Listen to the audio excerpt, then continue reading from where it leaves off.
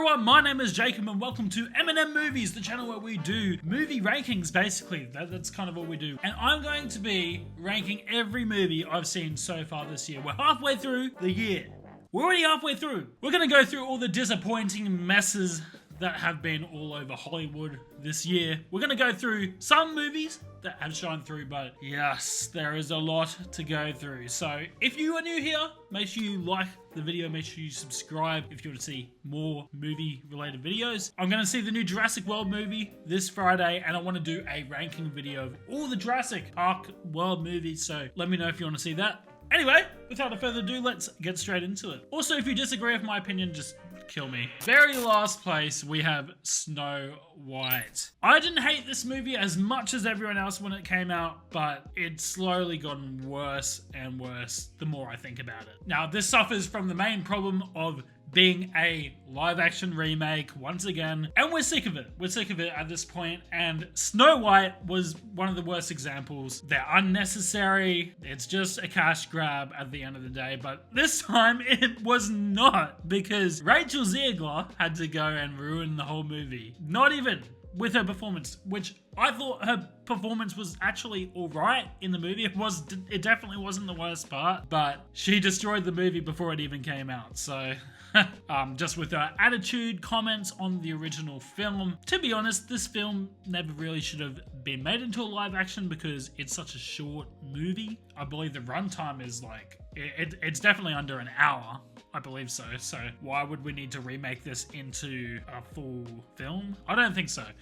I thought it was a bad idea from the start. So the music was okay, but nothing memorable. The CGI dwarves were the abomination of the world when they came out. They gave children nightmares, so I don't know what they were thinking with that. And most of the world felt like a chat GPT generated world. Felt all like AI, to be honest. I wouldn't be surprised if there's no animators listed on that movie. So overall, this is the worst movie I've seen so far this year. Are we surprised? No. Next up, we had one that I was more disappointed about than Snow White. Wolfman came out at the start of this year. Leigh Whannell was the director for this film, and it was so bland, which is something that Leigh Whannell is not. I was very surprised that this was the movie we got from him. He could have done such a good werewolf movie. I'm still surprised. Now, a few of the scares were okay, and while it was somewhat a different turn into a werewolf, it was a different evolution into that, the final design was definitely a joke. Like, come on, what were they thinking with that? And I also felt the relationships in this movie were a bit off between the mother and the child and the dad. It didn't really make sense. That's just it. So that's why Wolfman comes in at second last. Up next, we have Until Dawn. Yes, that movie did come out this year. Now look, it was not as bad as I thought it was going to be. I thought this was going to be the worst movie of the year. I'm not even joking. I thought this was going to be a low budget play on the video game. But in fact, it was completely different from the game. It had almost no resemblance until the last 10 minutes. That being said, the concept was very familiar. And the lore, they didn't dive into the lore until the very end again, which it drew me in a little towards the end, but look, it could have been much worse, but it wasn't very good. Let's be real. Up next, we have Captain America, who is still going around saying this was better than everyone says it was. Because it's not. Look, I was one of the people who said, maybe it's not as bad as everyone thought it was. But you know what? It kind of was. Let's be real. It was really mid. It was a good serving of mid-tier Marvel. The main villain, the leader, I'm surprised I even remember the name. Surprise, I didn't because it's in my notes. But his design was a joke. It was terrible. And he was boring, not charismatic. And I don't even know really why he was there. I didn't get his motivations at all. The Red Hulk scene didn't make sense. Captain Thunderbolt Ross, which Harrison Ford did a good job until he became Red Hulk. I thought they were going to do the predictable thing and get the daughter in to save him, because that's where they were fighting, where the daughter and him were going to meet up. But it was Captain America who saved him. Saved all the people, I guess. And look, before you get at me for being a racist, by the way, check the #1 spot if you think I am racist. But Anthony Mackie did fine in the role. I thought he's okay. He could have been a good Captain America. I'm not even debating that. Or even if they named him something different. He could have been. But they were so focused on telling us he's Captain America rather than showing it. I forgot who was the other super serum soldier who got convicted for the attempted assassination on the president? Isaiah or something? I forgot his name, but I thought they really misused him. They could have used him a lot more in the movie, and it would have, because there was definitely some stakes and emotional weight between him and Anthony Mackie's character. But yeah, then there were the unbelievable things like the head of security was this tiny little lady. Really? Without any superpowers, just a normal person. She ain't defending crap, man. Moving on. We have Minecraft. Now, I'll be honest with you. Where was I meant to rank this movie? It's not fair to any other movie in this list because all of them are probably serious attempts at a film. This is not. And it knows it's not. Which makes it better, but it's still not good. So I put it here. It was dumb. It was stupid. Almost brainless. But again, it was self-aware of that fact. The same director as Napoleon Dynamite, which is a hood classic for those who don't know. The CGI was a bit iffy, let's be real, but it was pretty funny in parts. And there were parts where Jack Black decided to sing. La la la la. I'm not even going to do it. I'm not going to do it. They could have explored the lore a little bit more as well, but I guess they're saving some of it for the second Minecraft movie that is going to happen. Yes, it is. You know what's happening. I think the humor is what works in this movie, so I couldn't put it so far low, but I can't put it any higher. Let's be real. Next up, we got Lilo and Stitch, the next live-action remake. We've got 3 so far in this half of the year. We really are dying as a society. Now, Lilo and Stitch, it was not faithful at all to the source material. It may appear so on the outside, but no, it does not, because in the original, the point is to family to stick together and not leave anyone behind. This film is all about leaving your family behind. Let go. Go to uni and leave the rest to suffer in the slums. Yeah, that's the meaning. Where was the big villain guy? What was his name? I forget. The big fish looking guy. He's gone. He's not even in the movie. I don't know why these live action films decide to get rid of the best characters. I'm thinking of Mulan here. They got rid of Mushu. I'm never forgiving that. Never again. And yeah, there's nothing crazy to write home about this film. The CGI Stitch was probably the only good thing. And the acting wasn't horrible. It was fine for a children's film. That's the only reason it's above Minecraft, let's be real. Alright. Next up, we got Megan 2.0. Yes, this movie just came out and I've seen it. Also, by the way, I missed out on 28 Years Later and the Formula 1 movie for this ranking. That'll probably be in the next one. But yes, Megan 2.0, we've seen this plot so many times before. Come on, man. We got evil Apple attacking technology. That's essentially it. That's literally what's happening in this movie. And it's annoying because the trailers kind of got me hooked. I'm not going to lie. It looked like it was going to be a blast of fun. And I thought they're really diving into action as opposed to horror. And I was like, you know what? This could be fun. It lacked all style, man. I think good action movies have this style to it, like John Wick. All these, and Nobody as well. Is it Nobody? They have this rich style to these action movies and it's completely lacking. Some of the Megan quips were funny, but not as good as the first. And I felt the plot points were very predictable. The evil guy in the end, I think we all saw it from the start, let's be real. So yeah, Megan 2.0, while it wasn't bad, not good. Not good either. Next up, we probably got one of the most disappointing ones, Mission Impossible Final Reckoning. And more disappointing for other people rather than me, because I've only seen the first one. Don't kill me. I will go back and watch the rest. Maybe I'll do a ranking one day, but yeah, so the first half of the movie, or the first quarter, is like montages of the last previous movies that I haven't seen, so I obviously got a lot spoiled probably, but yeah, they decided to do that. We got the evil AI taking over the world, trying to be relevant. Tom Cruise, I see you.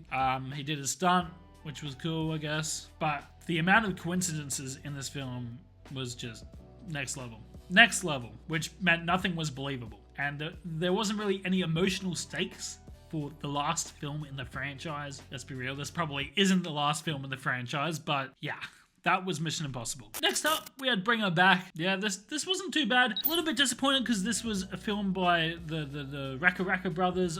Well, you know what? The first part of the movie was pretty good. I'll give them that. The family dynamic and the acting was pretty good, and I really enjoyed the Australian setting once again that we got in Talk to Me. Talk to Me was a brilliant film, by the way. Brilliant. But yeah, the story felt a little bit half-baked, like they really put a lot of effort in the start, and then they kind of dropped the ball at the end. And the whole Bring Her Back part of the lore was a little bit confusing, I'll be honest. I kind of got lost in what they were trying to do. Didn't really understand it. But yeah, it was good though. The first bit was good. The lady was creepy. All right, next up, we have Thunderbolts. Why is everyone saying this is the best film after Endgame? Like, come on, dude. I don't even think it's top 4 or 5. I don't even think it's top 5 after Endgame. Maybe 5th. Now, what did I like from this film? I liked that the Thunderbolts didn't think they were redeemable, and the best highlight of this film was Sentry. Sentry was a really good character, and the whole sequence where they're all trying to fight him and he's just swatting them away like flies was awesome. He was really good up until he turned into the Void and got defeated really easily. And much too big of a threat for this kind of film where everyone doesn't have the highest of superpower abilities. So yeah, I did think he was defeated a little bit too easy, which made it a bit less impactful. Ghost felt like she was shoved to the side a little bit, just like she was in the Ant-Man film, and needed more development prior. They spent a long time getting out of that. When the linking arms and going up the chute, that took out a lot of run time, and yeah, Thunderbolts happened. It was fine. It was better from Marvel, but it's not what you guys are saying. It's not. Next up, we had From the World of John Wick Ballerina, which is probably on the same level as Thunderbolts for me, realistically. There were a few good butt-kicking scenes in this film, on par with other entries in the franchise. And while I think Ana de Armas didn't train nearly as hard as John Wick, and it did show a bit, John Wick, fully learned how to do the things he did in John Wick, but you could tell she was a little bit awkward with the gun. One idea they did present was that she was a female, and because of that, she's not going to beat a man's strength to strength, so she's going to find a different way to attack them, and cheat, play dirty. And this is a good idea and concept, but they didn't really execute this. They kind of just got her doing what John Wick would do. So I think they kind of dropped the ball on that thought, and I would have liked to see it executed, but I think they really could have played on the stealth aspect a little bit more, which would have been more in line with what they're saying there, but she just went in guns blazing. So that happened. And I do like the idea of there being a cult in this world. I think the world expansion was probably one of the better aspects of the film. Although I will say the first half of this film was a drag. It really was, before it started getting into the juicy bits. Yeah, it was decent though. It wasn't bad. Okay, moving on to Final Destination Bloodlines. This was a fun film. You know what? This was fun. Now, obviously the plot is never going to be that great in these films, but I think they found a way to make it a little bit more interesting than some of the other entries. And once again, we got some interesting scenarios and new deaths that happened in the franchise. And yeah, just the fun, crazy, dumb violence that these films used to bring. So I definitely want to see another one. I think they could keep going. Next up, we had Novocaine. This was a little action flick with Jack Quaid as starring in the movie, and I thought it was a fun concept. I like the idea that he can't feel any pain and then he just goes on and wreaks havoc. It's a pretty funny movie, I'll give it that. And yeah, the gimmick was used quite well in the action and the comedy side of the film. The story was a little bit predictable, but with Jack Quaid leading it, you have your moments. So while not too memorable of a film, I did enjoy my time with it. Next up, we have The Monkey. Now, I might have this higher than others, but this movie was hilarious up until the final act of the film. It was just so, self-depressing. The self-deprecating jokes in this film were just, I don't know. It was just the random, but really harsh and dark comedy that got to me. We had some interesting kills that I'd never seen before, to be honest. And the lore behind The Monkey was interesting, but not too original. And Theo James, I thought, had a decent performance playing two characters in this film. And while the movie was a shorter film, I felt like it did drag a little bit, so That's why it's not in the higher echelons of this list, but yes. Next up, we have The Gorge. Now, there's a bit of a jump between The Gorge and The Monkey. I really love the premise of this movie. I thought the premise is honestly the best part. It just felt like it was oozing that lore at the start, and it really felt bigger than what it ended up being. Anya Taylor-Joy and Miles Teller had that was the best part of the film. Miles Teller and Anya Taylor-Joy's relationship was really good. They were bouncing off each other, and they just had some great chemistry, man. Which you love to see, and it elevates the movie significantly. So on a romance level and character level, this film was really good. Unfortunately, it's everything to do with The Gorge on the inside, which lets this film down. I just thought it was bland at the end of the day, and I'd seen this a million times before. Sigourney Weaver once again plays an evil corporate lady. Like, can she not go back to what she was doing in Alien? So yeah, I think the idea of The Gorge was better than the actual Gorge and the evil corporate stuff, and it was so annoying because everything else was really good about this film. So yeah, I really wish this film could be higher, but it's there. And just missing out of the top 5, we have Presence. This one has jumped a few spots for me, just because I realized that I'd been ranking this film more so on its characters and maybe the story rather than what it actually achieves in terms of the visual element. I'd been ranking them not equally, so the premise is intriguing. It's something you've never seen before. It's original. It's such an original take on being a ghost. The ghost is actually kind of the good guy, and like you are the ghost, right? That's the view. That's your point of view for the film. So you enter in at these different moments, and this family having a breakdown, and well, I think yes, this could have been explored more. I think it did explore it enough. The only thing I think is that the blonde-haired kid was a little bit weird. I thought I just feel like that was a weird explanation that they didn't need to go into. But anyway, Presence just misses out. And we break into the top 5 with our final live-action film of this first half of the year, How to Train Your Dragon. And look, it's a live-action remake, but they were faithful. Let's give them that. They were faithful. It's based on one of my favorite animated movies of all time, so of course I was going to enjoy it. It's almost shot for shot. It really is. And I think the parts they did add were decent, and I thought the action was really well done. You know, bringing it to realism really had an effect. The CGI was all great. The only thing that lacked, I'd say, is the cast. While it was good, it wasn't as good as the voice actors, I will say. Voice actors were way more iconic, in my opinion, and I felt like they fitted the characters a bit better. Bar Gerard Butler, obviously, who was replaying his role as Stoic again, and he played it well again. It did seem like a bit of a stage play at times with some of the pauses and just some of the actions. It felt like, I don't know, there were some struggles to adapt some bits, like, you know what I mean when you watch it, that there's a few parts that feel like a stage play. It is an adaptation in a way, so I do understand, but it won't be as good as the original because the original is the original. This is not an original film. It is based on a great film, so of course it's going to be at least good. All right, top 4. This was the most surprising film on this list, and that was Dangerous Animals. I thought this was going to be terrible. I really did. Number 1. It was filmed in Australia, of course, so that makes it better than the others. But Jai Courtney as the main villain in this film, man, he was entertaining to say the least. He oozed charisma. He was funny. He was intimidating when he needed to be. He was a really good villain. I thought so. He really was a psycho. It was a fresh movie idea rather than just the typical shark movie. This had a little bit of a spin on it, and I thought the Australian culture really fit well with that aesthetic. I think if someone's going to do a shark movie, it probably should be us. And we actually had a strong female character. I thought she was a good final girl. I forgot her name. It was a weird name in the film, but she fought very hard and she did well. So I thought she was a good part of the film too. And yeah, very surprising. So definitely in the top 4. Third place, we had We Live in Time. I've already spoken about this. This film was very emotional. I really liked the non-linear story that it brought. Andrew Garfield, Florence Pugh, they had some great performances. Andrew Garfield, man, I can't get over that, man. I can't. This one definitely hit the feels. And yeah, it's a banger. Now, Nosferatu is number 2. It actually moved up a place just because, while I probably won't watch this again because it's a very dark, depressing movie, it is very stylized.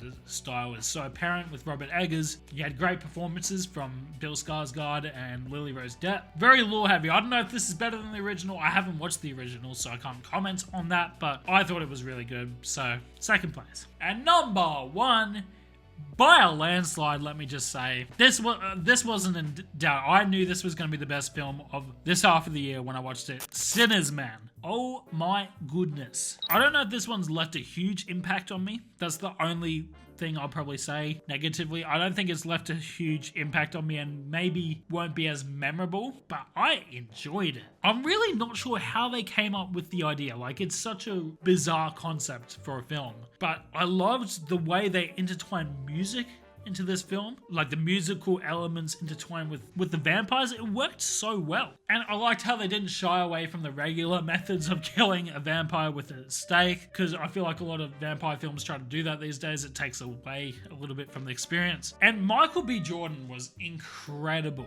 Look, I had a friend who went and watched it and they didn't even know they were the same actor. They didn't know. I'm being honest. And I don't blame them, because he was able to convey both characters so well. And they had some smart tricks to make it seem like they're both on stage together, of course. The way it was shot was beautiful as well. It was just a great film. It was Ryan Coogler. Did a great job, as he did with Black Panther as well, but this is probably his best film, I'll be honest. This is better than Black Panther. Easily. Anyway, guys, that's my wrap up for this lot of movies. Yes, there are a lot of disappointments and not many great films, let's be real. And while there are some good ones, not a great start to the year, guys. Not a great 6 months. Let's hope the next 6 months is better. Bye-bye! Why are you gay?